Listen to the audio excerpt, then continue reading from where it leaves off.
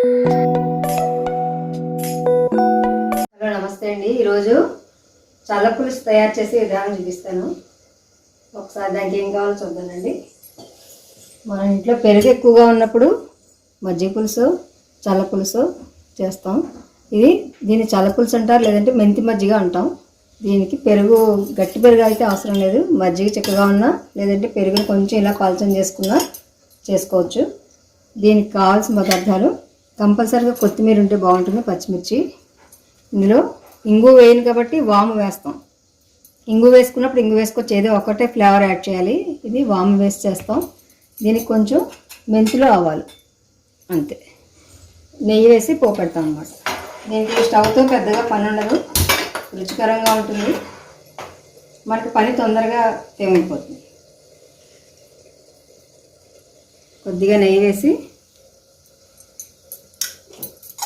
ఆ నెయ్యి వేడెక్కేలోపు ఇందులో పసుపు వేస్తాను. ఈ మజ్జిగలో కొంచెం పసుపు ఎక్కువ వేసుకున్నా బాగుంటుంది. తగ్గట్టుగా సాల్ట్. నెయ్యి వేడెక్కింది, ఇందులో కొంచెం మెంతులు, కొద్దిగా ఆవాలు, అంటే కొంచెం వాము ఎక్కువ వేస్తాం ఇందులో. ఈ వాము ఆరోగ్యానికి, అరుగుదలకి, అన్నింటికి బాగా ఉపయోగపడుతుంది. ఎండుమిర్చి కూడా వేయాలి.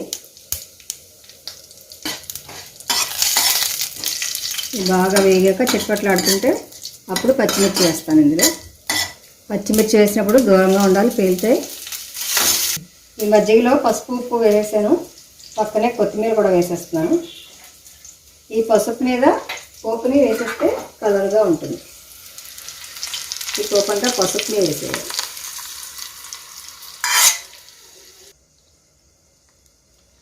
ఈ పసుపుని వేయడం వల్ల కలర్గా బాగుంటుంది. నూనె నెయ్యితో కలిసేది. చాలా సింపుల్గా ఉంది కదా. ఇది టేస్ట్ కూడా చాలా బాగుంటుంది. ఒకసారి ట్రై చేయండి.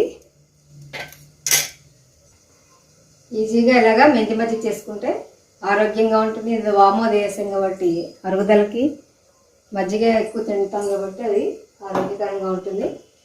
నా ఛానల్ సబ్స్క్రైబ్ చేయండి, లైక్ చేయండి, షేర్ చేయండి, నన్ను ఎంకరేజ్ చేయండి. Thank you so much friends.